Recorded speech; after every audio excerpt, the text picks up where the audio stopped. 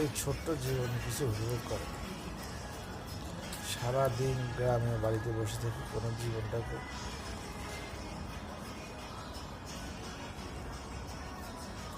জীবনটাকে একটু সাজান গোছান, পৃথিবীটাকে একটু দেখেন। আসলে যে পৃথিবীটা যে কি কতটা সুন্দর, না দেখলেই না। সে একটা গ্রামে বসে থেকে সারাটা জীবন শেষ করে দেওয়া আসছে। পৃথিবীর বিভিন্ন দেশে যে ভ্রমণ করেন, দেখেন পৃথিবীটা আসলেই কত সুন্দর। আল্লাহ তাআলার সৃষ্টি শেষ নেই।